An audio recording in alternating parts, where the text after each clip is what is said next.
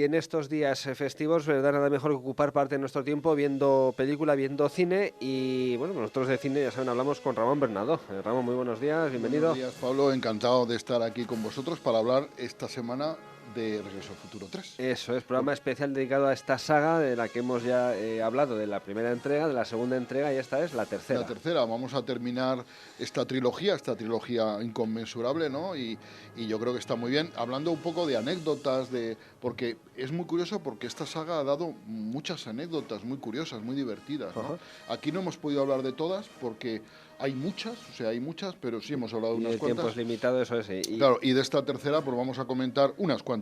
Sí, de todas formas, emplazo a nuestros oyentes que quieran verlas con detalle, con imágenes incluso, en fin, con una buena investigación en tu blog, ¿no? En Hola Soy Ramón. En holasoyramón.com, en las críticas. Y en Regreso al Futuro están las tres. Y además me he preocupado un poco de buscar imágenes, de buscar cuestiones y tal, y para que estuviera enriquecido, diríamos, el post. Y bueno, y vamos a hablar de Regreso al Futuro 3. Pues ya sabes que Regreso al Futuro 3 se desarrolla en el oeste, después de haber tenido diríamos, más o menos, ¿no? La primera se desarrollaba en el pasado, la tercera en el futuro, pero también en el pasado, un poco ahí lío y tal, y esta tercera se desarrolla en el antiguo oeste. ¿Y por qué? Porque Robert Zemeckis quería hacer una película del oeste, y entonces pensó que podía utilizar perfectamente los personajes protagonistas de Regreso al Futuro para meterlos en una película claramente del oeste, ¿no?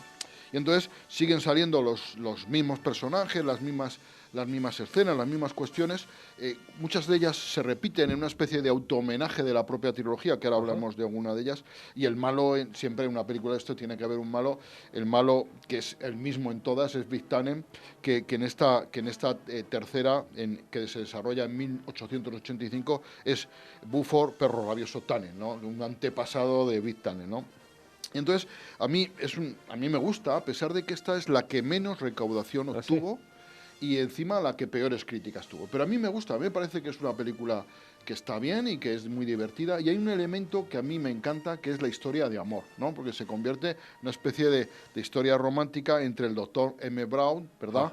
Y Clara Clayton, que es una maestra que acude al pueblo y que se enamora. Hay un amor a primera vista, además congenian, los dos eran muy lectores de Julio Verne, ¿no? Y entonces y de la novela de ciencia ficción de la época, ¿no? Y entonces nace el amor entre ellos y es una historia muy bonita. Además, el doctor M. Brown, que es un científico que niega la posibilidad del amor, me explico, como elemento instintivo que te impide ver las cosas con racionalidad, pues se enamora, cae, pues como es la vida. Esas cosas que pasan. Entonces, fíjate, la peli está llena de muchas referencias de películas del oeste, ¿no? Y, por ejemplo, hay una escena en la que se homenajea a la película Hasta que llegó su hora, que es una película de Sergio Leone, y que en el que aparece es que cuando Marty llega al poblado del oeste, va andando por la vía del tren y la cámara se eleva y se ve Hill Valley, ¿no? Y esta escena es igual, esta toma es idéntica a la que ocurre en Hasta que llegó su hora de Sergio Leone, pero en lugar de ser Marty McFly es Claudia Cardinale la que aparece cuando llegó su hora, que ya sabes que Sergio Leone es el rey del espagueti western, ¿no? Sí. También homenajea a Por un puñado de dólares. Bueno, el homenaje a Clint Eastwood es absoluto, porque cuando llega Marty McFly al oeste, dice que se llama Clint Eastwood, ¿vale? Y entonces a los residentes de 1885 les parece un nombre absolutamente ridículo, ¿no? Entonces, y homenajea a una película que es Por un puñado de dólares, que protagoniza Clint Eastwood, también dirigida por Sergio Leone, en la que Clint Eastwood se va a enfrentar a un duelo y se pone una especie de peto de hierro, ¿verdad?, colgado, para evitar, como una especie de chaleco antibalas. Y efectivamente Marty McFly en este final en el que tiene un duelo, ¿verdad? En las calles del pueblo, pues se pone también, en este caso se pone la tapa de una estufa, ¿verdad? Y es muy curioso, homenajeando a... de eso, de chaleco... Que le hace de chaleco antibalas, efectivamente. Luego en un momento de la película, ya sabes que en el oeste era muy típico pegar tiros a los pies y la víctima tenía como medio bailar, ¿no? Intentando evitar las balas, ¿no? Y entonces Marty McFly imita a Michael Jackson, hace el famoso baile el Moonwalker, ¿verdad? Famoso de Michael Jackson, ¿no? Michael Jackson, además, que hay referencias de él en las 3 películas. ¿Ah, sí? Sí, en las 3. Y que lo imita estupendamente. Luego, es muy curioso porque hay un paralelismo entre la primera y la tercera película en esto de las maquetas, porque en la primera, en 1885, Doc enseña a Marty cómo va a funcionar lo del tren que tiene que empujar el DeLorean para que alcance la velocidad y tal, porque resulta que en el tiroteo inicial le han destruido el depósito de gasolina, entonces ha perdido la gasolina y tiene que ser propulsado por algo, en este caso por un tren que le dirige a un barranco, ¿no? Entonces, eso lo explica con una maqueta, y en la primera parte Doc hace algo parecido con la maqueta del DeLorean, para explicar cómo funciona, ¿no? En las 2 va a venir la novia, en un caso del profesor y en otro caso de Marty McFly, y tienen que tapar el coche de manera apresurada para que no lo vean. Son escenas paralelas en esta especie de auto-homenaje que hacía Robert Zemeckis sobre sí mismo, ¿verdad? Que es muy curioso. Es muy curioso que en las 3 películas Marty pierde el conocimiento y se despierta siempre viendo a un familiar suyo, ¿no? Que es siempre la misma actriz que representa o a su madre o a su abuela, o en este caso sería su tatarabuela, ¿no? Y siempre se despierta y le pregunta, ¿tú quién eres, no? Sí. No de tú de quién eres, que eso se pregunta en los pueblos, se pregunta otra cosa. Es muy curioso porque cuando él se disfraza para irse al oeste, el profesor Doc Brown le da el disfraz, es un disfraz absolutamente de colorines y tal. Que no tiene nada. Y es muy curioso, ¿no? Porque dice, Marty dice que está vestido de vaquero. Y entonces dice, el Clint Eastwood no iría así. Y justo cuando lo dice, hay un cartel de una película que es la primera película que hizo Clint Eastwood, que tú estás viendo ahí, que es La venganza de la criatura. Es la primera película que hizo Clint Eastwood. Sí, es muy curioso porque se homenajea, ¿verdad?, a Clint Eastwood con esta película. Que es curioso el cartel, ¿verdad? Sí, aparte, lo enseñamos un poco aquí a la cámara y tal. No aparece Clint Eastwood por ningún sitio, ¿no? En la portada no debía ser muy famoso entonces. Y de hecho en los créditos tampoco aparece, pero es la primera película que interpretó. Como dices, homenaje en la película mucho a Clint Eastwood también. Sí.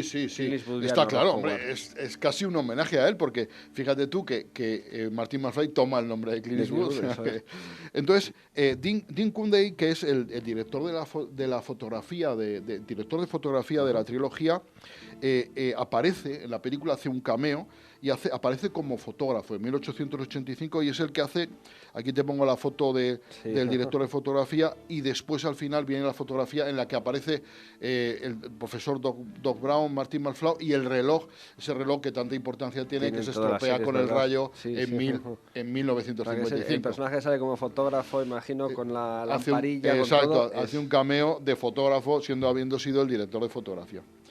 Es muy curioso porque al principio la película, date cuenta que entonces no había demasiados efectos digitales, estábamos empezando, ¿no? Los grandes efectos digitales los crea la factoría de Lucasfilm, y son posteriores, un poco posteriores a esta película. Entonces, al principio de la película, cuando él llega al oeste, llega a un descampado y aparecen los indios que corren detrás del coche. Entonces, si se fija uno, a lo lejos se ven 2 torres de alta tensión, 2 torres eléctricas, que entonces no había medio digital de quitarlas y que aparecen en la película, y si uno se fija, pues están ahí, es curioso. Las ve, ¿no? Se ven bien. Sí, se ven bien, si te fijas, si no, no las ves. Yo cuando vi la anécdota, pues vi y efectivamente se ven. Estaban ahí. Luego Michael J. Fox, en un momento de la película, lo intentan ahorcar, o sea, lo levantan y tal, y entonces él llevaba, lógicamente, para el rodaje un arnés de seguridad, pero se rompió ese arnés de seguridad y entonces él empezó a hacer gestos y todo el mundo pensaba, lo está haciendo fenomenal, haciendo, y es que de verdad se estaba ahorcando. Cualquiera diría que se está ahorcando. Menos mal que alguien se debió de dar cuenta y lo descolgaron, porque si no hubiera fallecido y hubiera sido una anécdota estupenda, pero no hubiera permitido terminar la película, ¿sabes? Entonces, una anécdota muy curiosa, la del ahorcamiento de Martin, y por supuesto la escena se aprovechó, porque lo hacía con un realismo absoluto. Mejor no se puede hacer, o sea, a lo mejor queda más cinematográfico, pero más realista imposible, ¿no? Ya sabes que entre la primera y la segunda, la segunda y la tercera películas de la trilogía de Regreso al Futuro se rodaron juntas, seguidas, una detrás de otra. Pero entre la primera y la segunda pasaron 5 años. Y entonces Marty McFly tuvo, Michael J. Fox, el actor que interpretaba a Marty McFly, tuvo que aprender a ir en monopatín. Pero esos 5 años que no tuvo que hacer película se le olvidó. Y tuvo que volver a aprender y tomar clases para volver a ir en monopatín, porque aquí él, aunque está en el oeste, se lleva el monopatín estático del futuro, que no hace falta que roce en el suelo, ¿sabes? Sí. Claro, pero en la película sí que hacía falta. Algo que se le pudiera salir. Claro, aunque las ruedas estuvieran escondidas, pero sí que hacía falta. Entonces, él tuvo que volver a aprender. Es muy curioso porque sale una banda musical que en 1885 una banda que realiza un cameo, que es la banda se llama ZZ Top, que ya ves qué pinta tienen, tienen eso. Unos rockeros clásicos con mucha barba. Sí, escribieron algunas de las músicas de la película y hacen pues un cameo, ¿no? Siendo ellos mismos los que se autointerpretan. Hay un homenaje claramente en la película a Bob Gale. Bob Gale es el co-guionista junto con Robert Zemeckis de las 3 películas. Es el verdadero padre de la idea de Regreso al Futuro, ¿no? Y entonces el periódico de Hill Valley es el editor del periódico Hill Valley en 1885 sale un periódico y es M.R. Gale, ¿vale? En claro homenaje al guionista, ¿no? Bob Gale, que era un individuo extremadamente inteligente. Michael J. Fox, aparte de interpretar el papel de Marty McFly, interpreta también el papel de su tatarabuelo Seymour, ¿vale?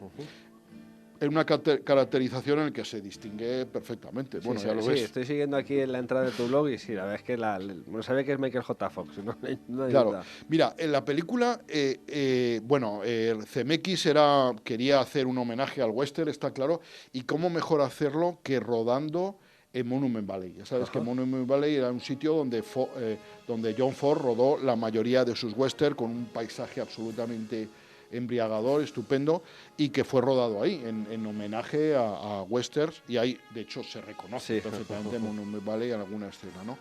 El problema es que rodaron en una época en la que hacía frío, porque eso tiene clima, ¿me explico? No, aunque es un desierto, pero tiene verano e invierno. Entonces, hacía frío, pero claro, tenían que salir vestidos de verano, porque se suponía el oeste, ¿no? El oeste siempre se piensa que hace calor. Entonces los actores pasaron bastante frío haciendo la película. Es curioso porque la actriz que interpreta a Clara Clayton es la novia que se echa el profesor. El profesor del pasado, Brown, ¿no? El profesor del pasado, que en realidad es el del futuro que ha ido al pasado.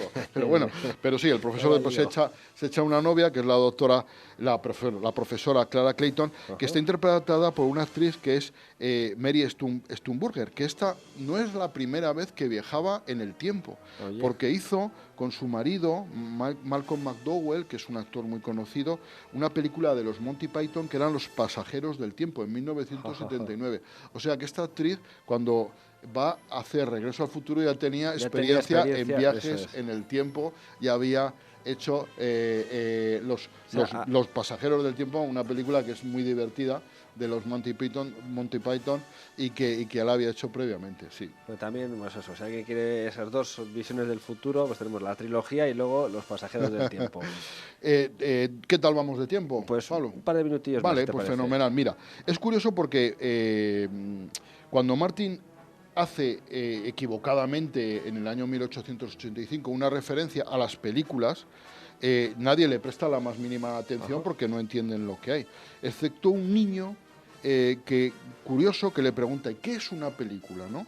Y antes de que Marty pueda responderle, un hombre le toma del brazo al chaval y lo aparta diciéndole venga, de W, lárgate. a lo que uno de los hombres que ha observado la escena comenta. Dice, este pequeño de los Griffith siempre anda escapándose. Ajá. Y hace referencia a D.W. Griffith, que es uno de los grandes directores del cine mudo, ¿vale? Un gran director, y entonces es como si este gran director hubiera tomado la idea del cine de haber oído a Martin McFly, Clint Eastwood, en 1885. Entonces es un homenaje magnífico que hay que estar ahí. Hay muchos guiños, por lo que vemos. Muchos guiños al cine y tal. Luego, por supuesto, el homenaje al western. También hicieron un homenaje a los actores secundarios del western. Y de hecho en la taberna aparecen siempre 3 ancianos jugando a la baraja, jugando a las cartas, que son 3 actores secundarios famosos de películas de western, ¿verdad? Son Harry Carey Jr., Doug Taylor y Pat Buttram. Uno de ellos intervino, por ejemplo, en películas de míticas del cine del oeste, ¿no? Del western americano, ¿vale? ¿De acuerdo? Y una de ellas, por ejemplo, en la de Cuadrilla Salvaje o Grupo Salvaje, de Sam Peckinpah, uno de ellos es uno de los actores que sale en esta película. Entonces, y el camarero que está ahí en la taberna es Matt Clark, que también es un clásico de películas del oeste, de secundarios. O sea que Robert Zemeckis buscó secundarios de películas clásicas para insertarlos en su western, ¿no? En su western principal. Era muy curioso porque Christopher Lloyd, cuando interpretó esta película, pues ya era un actor veterano, ya había hecho muchísimas películas, pero en ninguna de sus películas había dado un beso. Y esta fue la primera película en su carrera, después de más de 20 y tantos años de hacer cine, en la que daba un beso, ¿vale? Y se lo daba pues a su amada, ¿no? Clara Clayton. Eso, muy bien. Clara Clayton. Es un detalle bonito, ¿no? Y bueno, el rodaje de la película se hizo en Sonora. Sonora es una localidad que está a 600 kilómetros al norte de Los Ángeles y que también fue elegido porque ahí se habían rodado pues El Virginiano, Camino de Santa Fe, Duelo al Sol, Solo ante el peligro, y también series famosas como Lassie, Bonanza, que todo el mundo por lo menos no recuerda eso y la imponderable La Casa de la Pradera, que también se rodó en Sonora. Entonces, Robert Zemeckis quiso rodar ahí en homenaje pues, a todos estos antecedentes clásicos del cine del oeste. Muy bien, pues la verdad es que quien quiera conocer más anécdotas, porque dejamos algunas en el tintero. Hay algunas que nos quedan por decir, pero bueno, yo creo que hemos dicho muchas. Nos ha cundido mucho, Pablo. Que quien desee, ¿verdad?, prepararse para ver estas películas estos días, que hay más tiempo libre, pues que entre en el Hombre, blog, es una buena apuesta, ¿no? Es una buena apuesta a ver Regreso al Futuro. No olvides que en la 2 llegan a 2015, llegan los personajes de Regreso al Futuro. Por eso estábamos hablando, ¿no? Tenemos un aniversario especial. Que a ti, así, ponle una nota. ¿Te gustó? ¿Te ha gustado? La trilogía de Regreso al Futuro. Yo soy fan de la trilogía y a mí me gusta muchísimo. Yo tengo un DeLorean en mi habitación. ¿Me explico? ¿Cómo no me va a gustar? Yo soy absoluto fan. Entonces, a mí es una de las trilogías preferidas de mi vida y ese amor hacia ellas la he transmitido también a mis hijos, por supuesto. Bueno, y hoy a nuestros oyentes, con este comentario cerramos ya el ciclo de las 3 películas de Regreso al Futuro. Ramón, que muchas gracias. Muchas gracias a ti, Pablo, encantado de estar aquí con vosotros. Y una buena recomendación, ver estas películas estos días sin ninguna duda. Estos días en Navidad, dejemos de ver otras y veamos esta.